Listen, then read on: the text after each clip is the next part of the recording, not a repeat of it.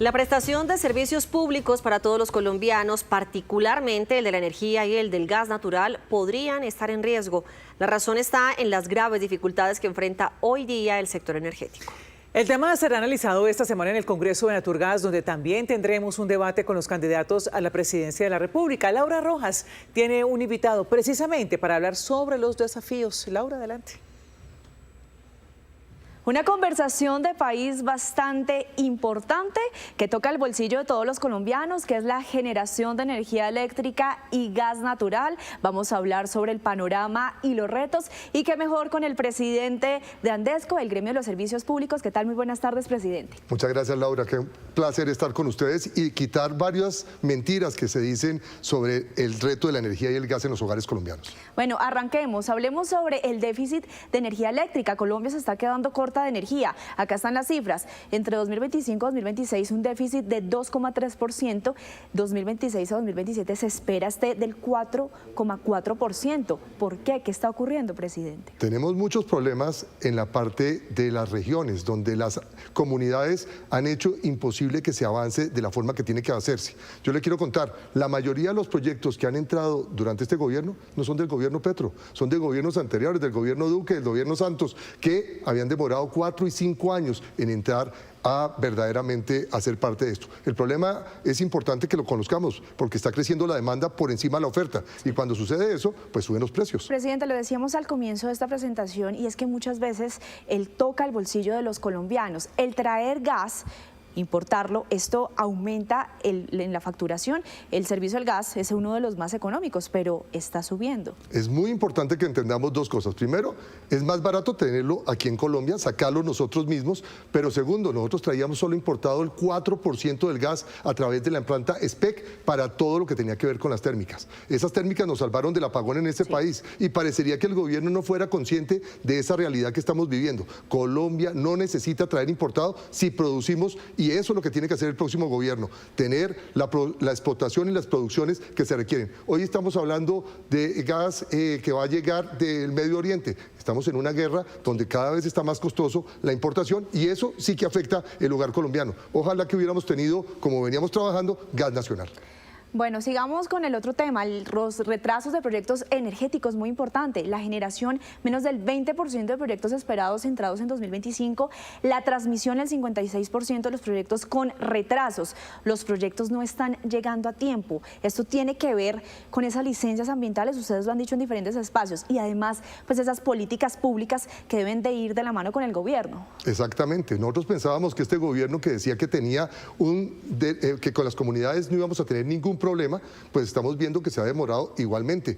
Estamos viendo que Colombia, el proyecto más importante que se está haciendo es la colectora. Sí. Ese es un proyecto que le estamos pidiendo siempre al gobierno, que dé los incentivos para cada uno de los procesos, pero necesitamos energía firme. Estamos hablando de la colectora, que lleva el 80%, ha avanzado muchísimo, pero proyectos tan importantes, eólicos y solares, hasta ahora están llegando en el 15-17% de lo esperado que había dicho el gobierno que íbamos a tener. Aquí cacaraqueamos que tenemos el gas de La Guajira, la energía eólica, y quiero contarle cuánta energía eólica hemos traído a La Guajira.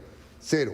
Así que lo que necesitamos es energía firme, necesitamos seguir teniendo proyectos hidráulicos. Fíjese lo que hicieron Ituango, EPM nos salvó con las primeras 4 turbinas, y lo que viene hacia el futuro es que necesitamos que entren las otras 4, porque tenemos mucha más demanda que oferta y no están entrando estos proyectos de energía eólica y solar como estábamos esperando. Detengámonos un momento en colectora. Colectora es esa línea de transmisión, y lo que le entiendo según su explicación es que si está igual la línea de transmisión, pues tienen que entrar los proyectos. Colectora, se supone, pues este gobierno ha manifestado, tiene que ver también con esa transición energética, la generación eólica que usted acaba de decir. Pero entonces, si esta colectora y los proyectos no estamos en nada. Sí, pues dos cosas fundamentales. Primero, que la inversión más importante la hacen las empresas privadas en el país, que la colectora es de la empresa de energía de Bogotá, y que hay un trabajo con el grupo Enel, han hecho una tarea muy interesante. Ya hemos avanzado, ahí tenemos que aplaudir ese proceso con las comunidades. Pero fíjese, el gas que estamos tratando de sacar de la zona cercana a Santa Marta, no hemos logrado que se pueda avanzar rápidamente. Ese gas va a estar en el 29, y aquí ya nos están dando como solución que ese gas es el que vamos a tener para el problema actual. O sea, problemas actuales, soluciones del futuro, que realmente simplemente es discurso y palabras al vacío. Bueno, sigamos con el otro tema, crisis financiera del sector. Ustedes también lo han dicho en diferentes oportunidades. Esto podría de pronto quebrar a las empresas. Lo vemos acá en estas cifras. La deuda general es de 9,2 billones de pesos. Vemos entonces de esa deuda, acá se empiezan a desprender entonces cada uno de esos rubros. Subsidios de 3,5 billones de pesos. Deuda de aire, que además fue intervenida, 2,1 billón de pesos. Opción tarifaria, que recordemos fue desde la época de la pandemia, fue desde el gobierno anterior, 2,2 billones de pesos. Entidades oficiales, 1,4 billones de pesos, que son más o menos los colegios, hospitales que no se han puesto al día con el pago a las empresas. Este panorama les está preocupando.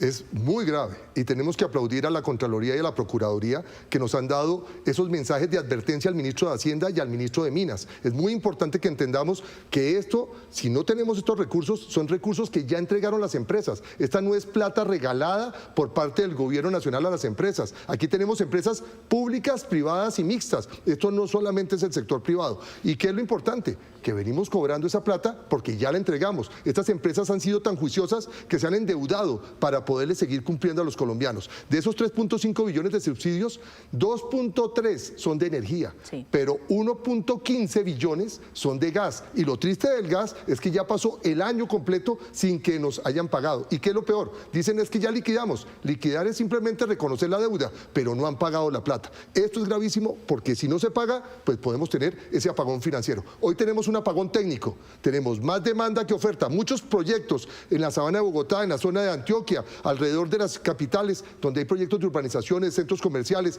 que tienen licencia, pero no van a tener la energía para esos proyectos. Y en la deuda de aire sí que estamos preocupados. Ese es el daño sistémico más grande que tiene el país. Y ahí demostró el gobierno que es pésimo administrador. Cogió aire, tenía 500.000 millones de pesos de deuda y después de 16 meses, con 5 interventores, entre otras el exministro Palma, que fue uno de los interventores, pues hoy tienen 2,1 billones y no hay en el presupuesto nacional plata para esto. Y estos subsidios lo estamos pagando con el presupuesto de este año, pero es la deuda del año anterior. O sea, en resumen, esa intervención a aire no sirvió. Fue peor y fue más peligrosa porque estamos poniendo en riesgo que no se le pague a los transmisores, a los comercializadores y a una cantidad de personas que le deben y que esa plata es la que mueve la economía. Y en la opción tarifaria no tenemos la culpa. El presidente de la República fue el que dijo, yo voy a reconocer la deuda, la voy a pagar y hasta la fecha seguimos esperando ese pago. Y en las entidades oficiales, eso no es del gobierno nacional, ahí son alcaldes y gobernadores los que estamos pidiéndose el favor de que nos ayuden a pagar, porque esta plata es lo que hace que la economía se mueva. Sin energía y sin gas no hay economía que dé verdaderamente rentabilidad y progreso al país. Presidente, muchísimas gracias por acompañarnos a esta hora, ver este panorama tan importante, pero además de eso, antes de despedirlo, pues próximamente se va a llevar a cabo el Congreso de Naturgas a partir del 15 al 17 de este mes y en este caso pues también el jueves vamos a tener ese 16 este debate con los candidatos. ¿Cómo ha sido este proceso? Ha sido maravilloso porque le estamos dando incentivo a los candidatos para que conozcan nuestros procesos, para darles alternativas que sean viables para el bolsillo de los colombianos, porque lo que necesitamos es que los recursos se vuelvan realidad y no simplemente cifras en un tablero. Necesitamos que estas personas entiendan la importancia que tiene la energía y el gas y cómo tenemos que recuperar la soberanía energética. Y vamos a estar en Cartagena, Naturgas, con todos ustedes y con ustedes especialmente para mostrarle a Colombia que se puede llegar a puntos de encuentro, así tengamos diferencias muy grandes. Pues bien, la cita entonces este 16 de abril de este debate con los candidatos, por supuesto, con estos temas tan importantes sobre la generación de energía eléctrica y gas natural. Nuevamente, muchísimas gracias, presidente. Gracias.